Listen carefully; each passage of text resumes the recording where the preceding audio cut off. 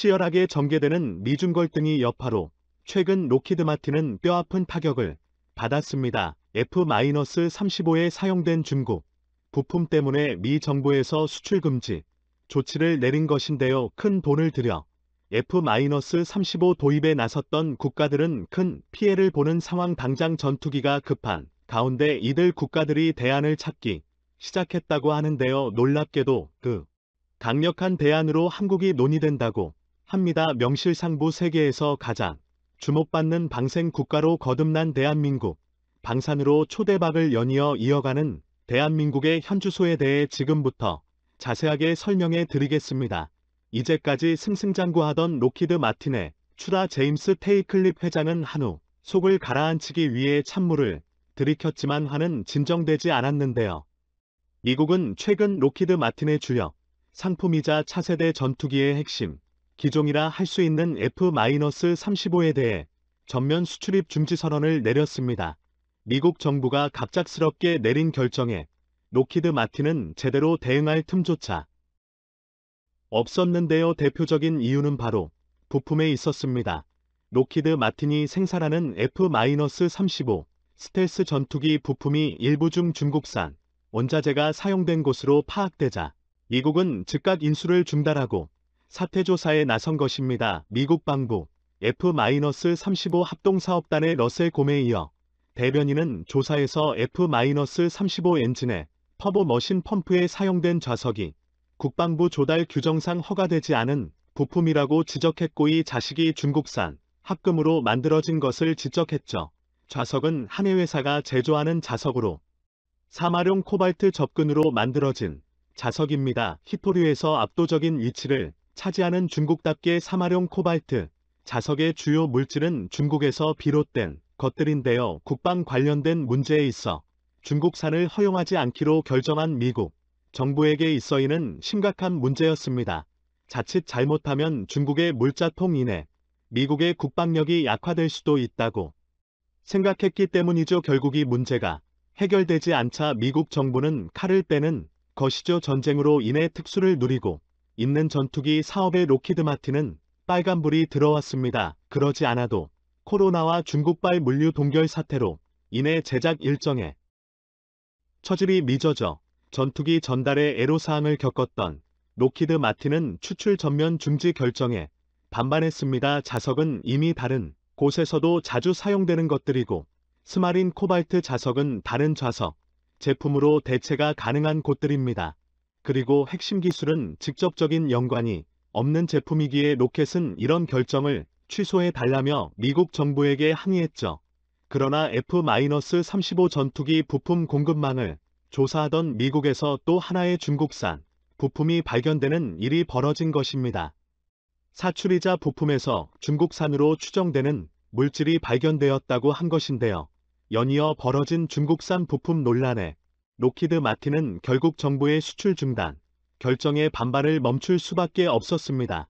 전체 부품에 대해 중국산 판별 검사가 들어가야 하는 상황에서 더 이상 미 정부의 화를 자극하는 것은 불리한 일이기 때문이죠. F-35의 중국산 부품 문제는 국제정세에 큰 영향을 미쳤습니다. 특히 차세대 전투기 교체비 사업을 벌이던 국가들에게 미쳤는데요. F-35 도입을 위해 큰 돈을 들인 국가들은 때 아닌 중국산 부품 논쟁으로 예정 도입일보다 훨씬 늦게 전투기를 받게 되었습니다. 러시아의 위협을 느끼고 있는 유럽은 즉각 이에 반응했죠. 특히 러시아에서 우크라이나 전쟁의 패배를 인정하지 않고 러시아 국민들의 상대로 동원령을 선포하는 한편 핵무기 사용까지 고려하는 모습을 보이자 유럽 국가들은 더욱 초조해질 수밖에 없었죠. 네덜란드는 37개의 F-35를 이전 받기로 결정해 도입을 기다리고 있으나 이번 사태로 인해 언제 인계받을 수 있을지 모르게 되었습니다. 한국방사는 큰 고객인 폴란드도 F-35 도입을 2020년 결정했으나 이번 수출 중단 사태를 도입 시기가 늦춰졌죠. 시스도 이례적으로 노후화된 공급 명령을 업그레이드하고 다가오는 전쟁의 위협에 무장해야 한다는 방위성으로 큰 돈을 들여 F-35 계약을 추진했지만 인도일이 늦어지는 바람에 스위스 내부에서는 큰 반발이 일어났습니다. 이미 F-35 도입에 대해 반대 여론을 펼쳤던 이들은 다시 세를 모으며 F-35 도입을 다시 고려할 것을 주문하는 한편 F-35 찬성 여론도 흔들리는 모습을 보였습니다. 올해 3월 F-35 도입을 최종적으로 확정지은 독일 역시 록히드 마틴의 중국산 부품도 인해 2025년 인계받아야 할 F-35를 더 늦게 받게 되었습니다. 각 국가들은 플랜 B를 준비해야 했죠. 그리고 그 플랜 B로 떠오른 대체 기종이 바로 KF-21이었습니다. 첫 비행 이후 장마 전까지 7번 시험 비행을 성공적으로 마친 KF-21의 F-35를 대체할 만한 주력 기종으로 각광을 받은 것이죠.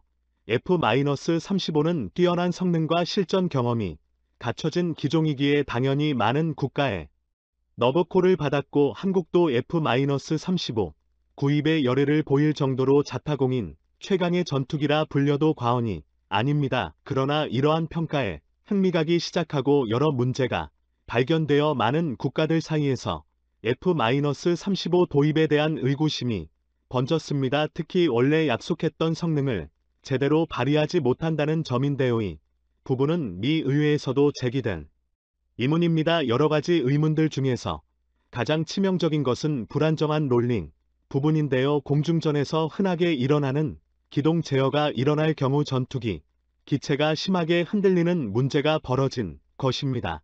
당연히 고속 기동과 전투를 상정한 기체인 만큼 이 부분은 확실하게 문제 해결을 해야 함에도 불구하고 록히드 마틴은 사실과는 다르다는 반응을 보이거나 애써 문제를 축소하는 움직임을 보였죠. 개그 록히드 마틴은 소프트웨어 문제라는 점에 시인하고 이를 수정 보완할 것이라는 답변만 남겼습니다. 스텔스 코팅과 수평골이 날개가 손상을 입을 수 있다는 문제도 있습니다. 이상으로 비행할 경우 비행으로 인해 주요 기능이 스텔스 코팅이 벗겨질 수 있다는 문제 제기가 나온 것인데요. 록히드 마틴은 이 문제에 대해 놀랍게도 해결책을 찾아 예정이 없다고 말하며 이 문제는 마 1.2의 이상의 비행을 자제해줄 것으로 요청한 곳입니다. 결과적으로 결함 때문에 원래 스펙 성능을 낼 수 없음에도 불구하고 록히드 마틴은 뻔뻔하게 이 문제를 고칠 생각조차 하지 않았다는 것이죠. 그 외에도 파일럿에게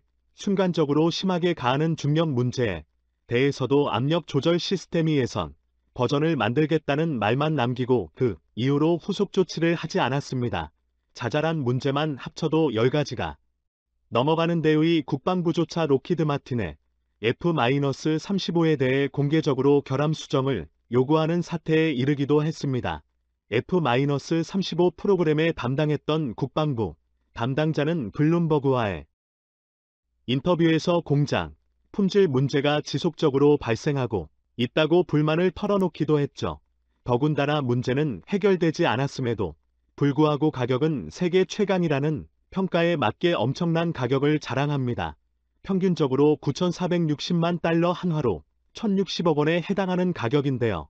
한 대 기준으로 대략 1,000억 원이 넘는 가격을 자랑합니다. 개발조상국이나 대량의 무기를 한꺼번에 구입하길 원하는 선진국에서도 부담을 느낄 만한 가격인 셈이죠. 그렇게 많은 국가들이 KF-21의 성능을 다시 살펴보며 F-35 계약 확인은 물론 KF-21 도입에 대해 진지하게 고민을 하고 있죠.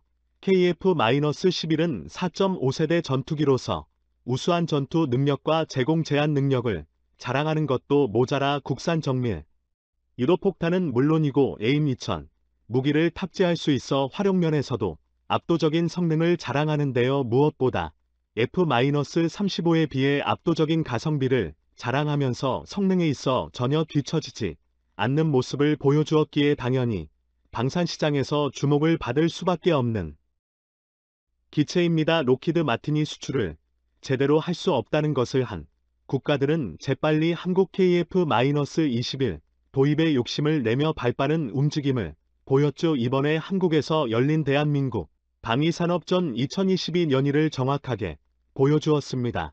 한국 방산은 위험을 전 세계에 보여주었죠. 슬로바키아, 루마니아, 파키스탄 등 50여 개국 관계자들이 항공 무기를 직접 눈으로 보겠다는 일념하에 행사에 참가했고 역대급으로 많은 인원이 항공무기 구입을 위해 방산업체 계약 타진을 보내는 모습을 보였습니다. 국내 방사 업체들은 역대급이라는 반응을 보이며 기대 이상의 관심에 충격이라는 표현을 사용했다고 하는데요. 동일한 국가들의 관심은 이례적이라는 표현이 아까울 정도로 폭발적이었다고 합니다. 폴란드 역시 KF-21 도입에 대해 주목하고 있다는 말과 함께 슬로바키아에서도 신형 전투기 사업 추진과 함께 한국 KF-21에 깊은 관심을 보인 것이 폴란드 매체를 통해 공개되면서 또 하나의 방탄 승리를 거둘 수 있는 상황. 동유럽에 위치한 에스토니아는 국방부 총사령관이 직접 한국에 찾아와 항공무기 체계를 직접 보는 한편 로마니아도 방산 관계자들을 찾아와 도입에 대해 논의를 진행하는 등 KF-21 구입에 욕심을 내고 있습니다. 필리핀의 경우 IF-21 도입을 결정짓고 실무 협의를 위해 관계자들이 직접 한국에 방문하는 일까지 일어났었는데요. 에어스페이스 리뷰에 따르면 필리핀 공군이 다목적 전투기를 찾고 있다는 사실을 보도했습니다. 이어 최소 12대 이상의 전투기 도입을 계획하고 있으며 여러 차례 항공모기를 이용해본 필리핀 입장에서 KF-21 도입에 욕심을 내고 있다는 소식을 알렸는데요. 2027년에서 2029년을 목표로 KF-21 인도 계획을 세우고 있다는 내용까지 보도되었습니다. 로키드 마틴이 휘청이는 가운데 한국 방산의 총화인 TF-21에게 엄청난 기회가 찾아온 것인데요. 한국에게 찾아온 소중한 기회를 잘 살려 방사 시장에 있어 KF-21 모든 국가의 주력 기종으로 자리 잡는 일이 벌어지길 기원해 보겠습니다. 시청해 주셔서 감사합니다.